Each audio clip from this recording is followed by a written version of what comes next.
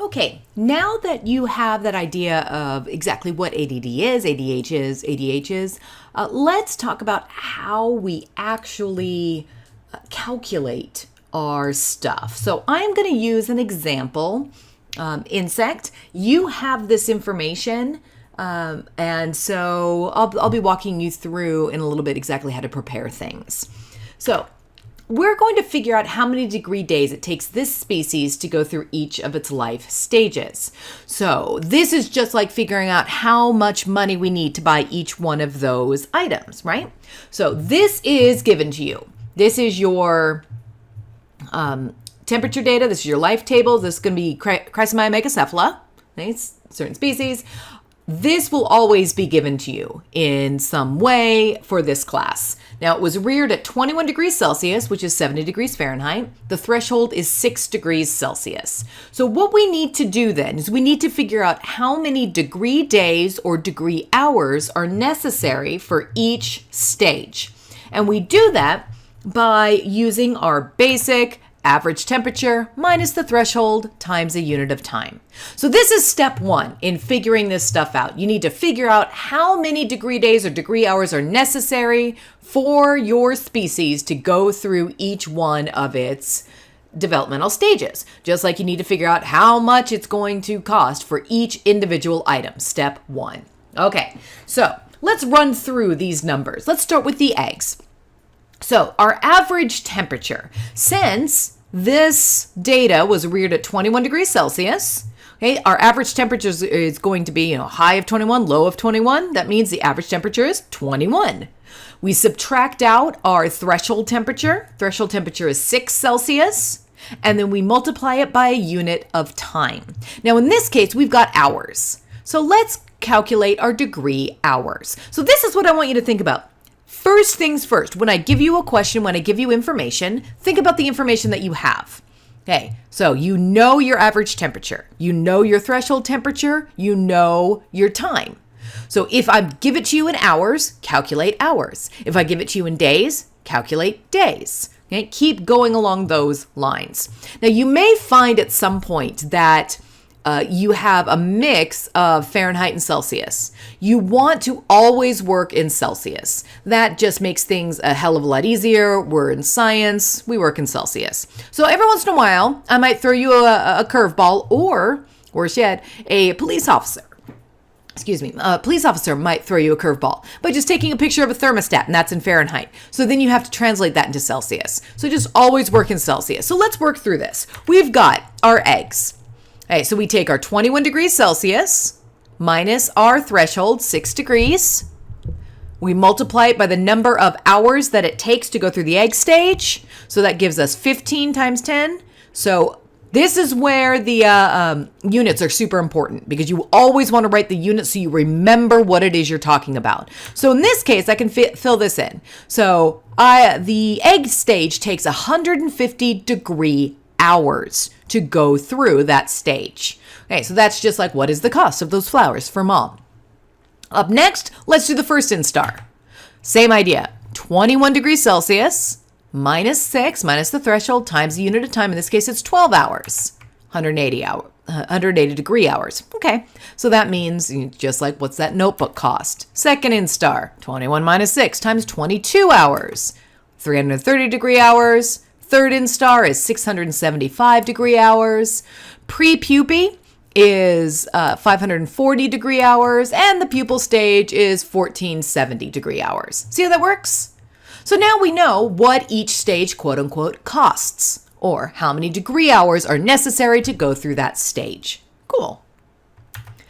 So we can do the same exact thing then, except for days. So how do we turn hours into days? You divide by 24.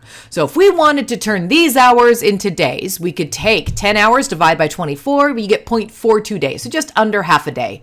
Half a day would be 12 hours, right? So 12 hours, divide by 24, you get half a day. 22 hours is most of a day, 0.92 days, 1.88 days, 1.5 days. Okay, so you can turn hours into days. And now you can do the exact same thing that we did before, except instead of calculating degree hours, we're calculating degree days. So we got our eggs. average temperature minus the threshold times the unit of time. In this case, it's days. That gives us 6.3 degree days. First instar, average temperature minus the threshold times a unit of time, 7.5 degree days. Average temperature minus the threshold times the unit of time, 13.8 degree days for the second instar, 28.2 for third, 22.5 for pre-pupae, and 61.2 for pupae. See how that works? It could be any temperature, any threshold, any unit of time. Those things are what you need to pick out of all the information that I give you. Okay, so remember back to that the example I told you. This is, now we're figuring out this is what everything costs. Then we can figure out how much it's going to cost if we want to go through the egg and the first instar, the egg and the second instar, the egg and the third instar, the egg through the pre-pupae, right? So you would just add these up, egg plus first, plus second, plus third, plus pre-pupae, plus pupae, all the way across the board. All right. Then we can do that exact same thing like we did with this money. Remember when we did this accumulated money, right? So we got our March 21st, we make a paycheck, we can figure out how much money we need to go through these different stages. So on March 21st, we earned $34, we accumulated $34, March 22nd, 38, etc. Okay. So that's what we did before. So this is just a quick reminder. We can do that, and then this will allow us to figure out when in time we can afford all these different items. That's all we're doing with these degree days in insects. So here we have our degree days. Now, to decide if you want to do degree days or degree hours, so you can calculate both based on your temperature data here with your insect. You always want to go with what your weather data is going to be. Most weather data comes in days. You get a max and a min for a day. So you have to work in degree days. Okay, so you have to work in the least accurate thing. So the more temperature data you have, if you have it hourly, that's going to be a little bit more accurate than days. Okay, so if you have your temperature data in days, you want to transfer your insect information into degree days. Cool. So we have our degree day thing that we just did before, 6.3 degree days for the egg, 7.5 for the first instar, et cetera, et cetera, et cetera. And then now we need to figure out how many degree days it's needed to go to the end of the egg stage. So here's our little reference table. So you end of the egg stage, you need 6.3 degree days. If you want to do the end the egg stage to the end of the first, it's 6.3 plus 7.5, 27.6. And end of the egg stage through the end of the second, 55, it goes 27.6. Okay, it's 55.8 to end of the third, 78.3 to the end of pre-pupae, 139.5 to the end of pupae. So this is like that little table of how much is it going to cost to get all of these items. This is how much it's going to cost in order to get to the end of these stages. So then you will get some temperature that looks something like this. You've got your dates, you've got your maximum and your minimum. So you have to figure out your average temperature. Remember how to do basic averages. You add the max and the min, you divide by 2. Okay, so we figure out our average temperature, and then our threshold again is 45 degrees. So here I'm just going to be doing in Fahrenheit. You could transfer either this temperature data into Celsius, or you can transfer your threshold data into Fahrenheit, whatever you want to do. So here we've got our max and min. Figure out average temperature minus the threshold, 45, times our unit of time. In this case, since it's just going to be 1 day, it's going to be multiplied by 1. So average temperature minus the threshold times the unit of time equals 14.5 degree days that have accumulated on March 21st. So then we put them in our piggy bank, 14.5 total. Let's do the second day. Average temperature, so 51 plus 78 divided by 2 minus 45 times 1 equals 19.5 degree days. We add that to our piggy bank, so we add 19.5 plus 14.5. We get 34. Again, March 23rd, we have accumulated 14.5 degree days. Add that up, 48.5 total. And we can do that all the way down. So now we have a calendar just like we did before, right? So we can predict, if today's the 21st, we can predict at what point things are going to happen. So let's say we are on the 21st, we've got a fly who is laying eggs. When are those eggs going to hatch if this is our temperature? So we figured out degree days. We need 6.3 degree days in order to have those eggs hatch to get to the end of the egg stage. When does that happen? That happens on March 21st. So we can now predict, okay, if the eggs are laid today, like right at midnight, then they're going to hatch today. Now, let's say we want to know when are these eggs going to, these newly oviposited eggs going to reach the end of their first instar. So you need 13.8 degree days. That also happens on March 21st. What about end of the second? So you need 27.6 degree days. Not enough happened on March 21st. You have to go another day. 34th, that's more than 27.6, plenty. Okay, so that's when it's going to happen. Okay. For the end of the third, you need 55.8 degree days. Not going to happen today on March 21st. Not going to happen tomorrow on the 22nd. Not even going to happen a couple days from now on the 23rd. We need to go all the way to the 24th to reach the end of the third. So that's when it is more than this 55.8. That's when they've accumulated that 55.8. Pre-pupae needs to go to the 26th because 74 isn't enough. And end of pupae, we need more data. Okay, so remember when we did that we needed more data thing with the money, just like this. So we need more data. You need to be able to work backwards in time. So again, let's say, just like we did before, we've worked for a week. Today is March 22nd. We know when we're able to afford things now based on this, because we're going to go backwards. If we wanted to buy your mom the flowers, we could buy it on March 22nd. Okay, if you wanted to buy 25 plus 45, it would take a little bit longer, et cetera, et cetera. So that's all we're doing here. Now we switch it around. So now we're talking about the past. Let's say eggs were laid, or we found some sort of eggs, on March 22nd. Or 27th. When were they laid? So we know that they need 6.3 degree days to go through their egg stage. So if they were laid anywhere earlier than today, they would have been older because more degree days have happened. And we can see that, once they reach 13.8, they're going to hatch into the first instar. Once they reach 27.6, they're going to be at the end of the second. So if they were laid yesterday, then they'd be older. So the only time they could have been still eggs when we found them was right here on March 27th. Let's say we find first instar larvae right here on March 27th. Okay. We know that we need 13.8 degree days in order to reach the end of the first instar. That happens on March 27th. So they were laid today. But what if we have second instar larvae? There isn't enough degree days that have happened on March 27th in order for those insects to reach the end of the second instar. So they had to have been laid on March 26th. We just didn't have enough money. We didn't have enough degree days saved up on this 27th. So you had to start saving a day earlier. Okay, and the third, they need 55.8. When do we find that? That's on March 24th.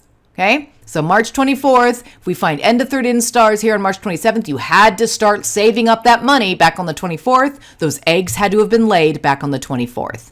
End of pre-pupae, we're looking for 78.3.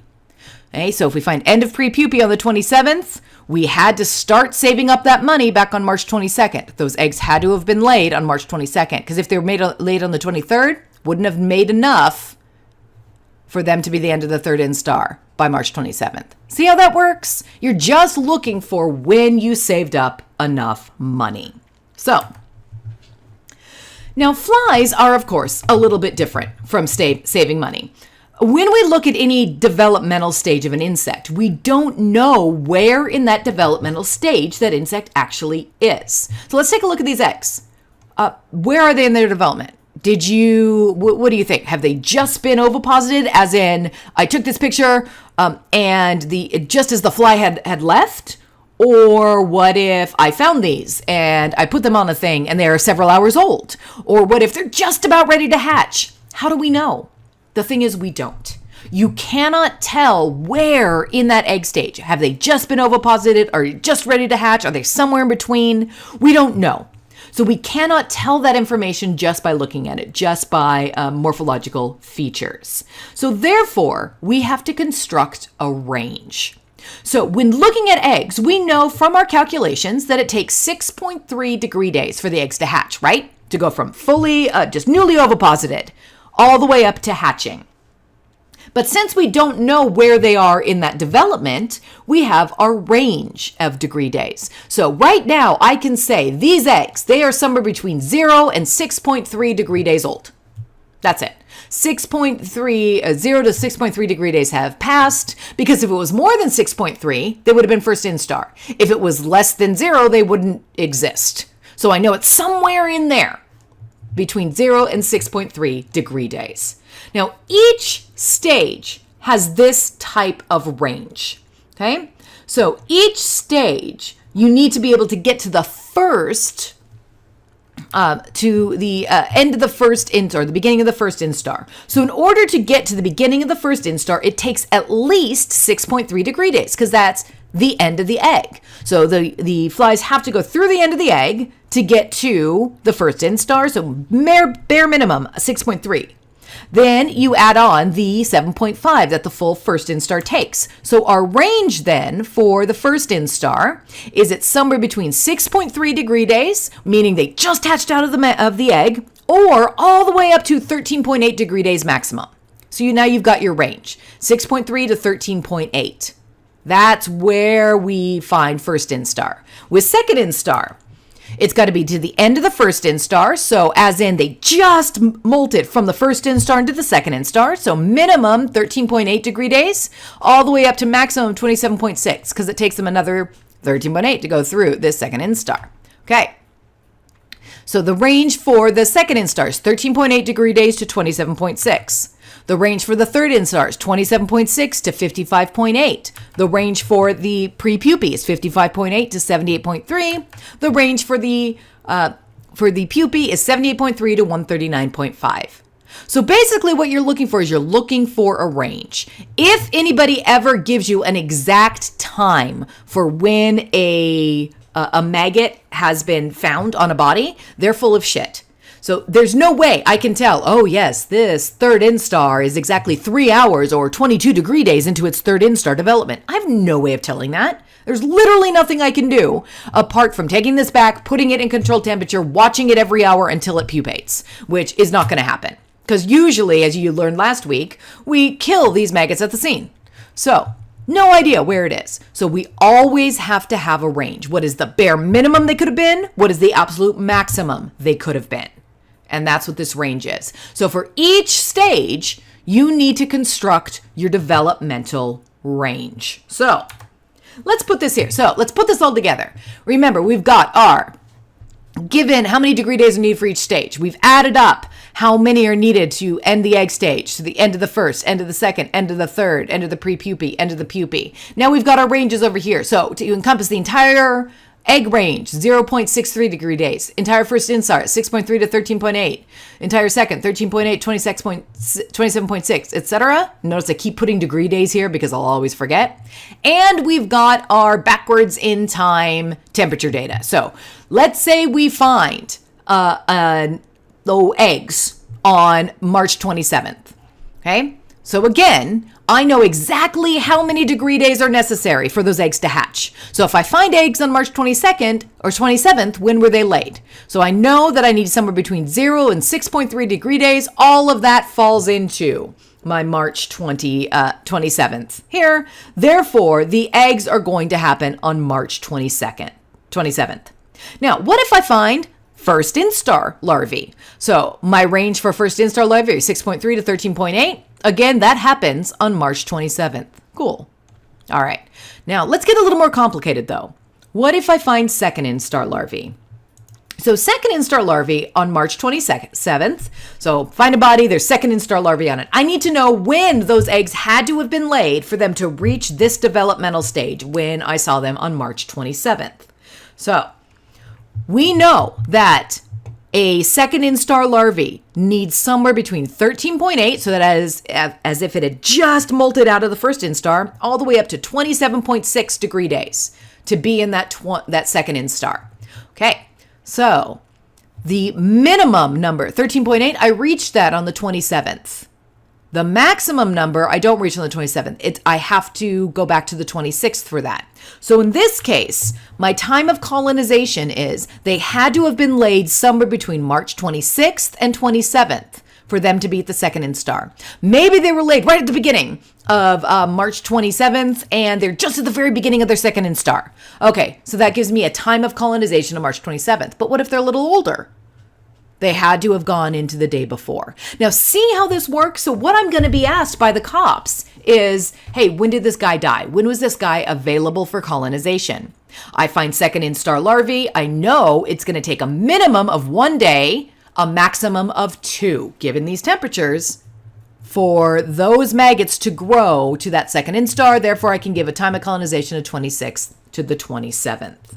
Okay, let's do it again. What happens if I find third instar larvae, say, at the on March 27th? Third instar larvae. So our third instar larvae range is 27.6 to 55.8 degree days. That's what's necessary. So if you had more than that 55.8, it'd be a different stage. If you had less than the 27.6, it'd be second instar. So it's somewhere in there because I looked at the maggots. I saw they had 3 spherocular openings. I know it's in third instar when I collected it from the body. So now I need to go through this again. So I'm looking for my minimum number of 27.6. We do not reach that on the 27th. But we do on the 26th. So if those maggots had just eclosed from that second to the third instar, the earlier, the latest they could have been laid on this body is on the 26th. But what if they're older? So now I'm looking for their maximum age, 55.8. So that, now March 26th, they wouldn't have been there. March 25th, if they'd been laid on March 25th, not enough to make it to the end of that third instar. But March 24th was. Okay, so now I have a time of colonization estimation of March 24th. The earliest they could have been laid was March 24th. The latest is March 26th because that's when my range falls. Okay, so if they had been laid on March 23rd, they would have been older. They wouldn't have been third instar. If they'd been laid after March 26th, they wouldn't have been third instar. They would have been some other stage. So now we have our range of March 24th to March 26th. And remember, it's this date that the investigators are looking for. They want to know when this guy died. We are telling them when he was colonized, sometime between March 24th and March 26th.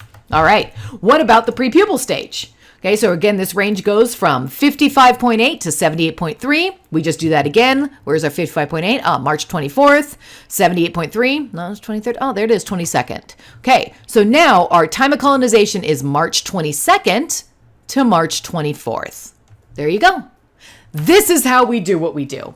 This is estimating time of colonization. So you go through those things. 1, you figure out how many degree days are necessary for each stage. 2, you add them up. 3, you construct your ranges to the end of the egg, to the end of the first instar, end of the first instar to the end of the second, etc., etc. 3, you figure out what stage your insect is in. And then 4, you find it on the calendar, the end. So it's pretty straightforward, but this is why it can take a little while to wrap your head around it. There's several steps that you have to apply, one right after the other, in order to get the correct times. Let me know if you have any questions.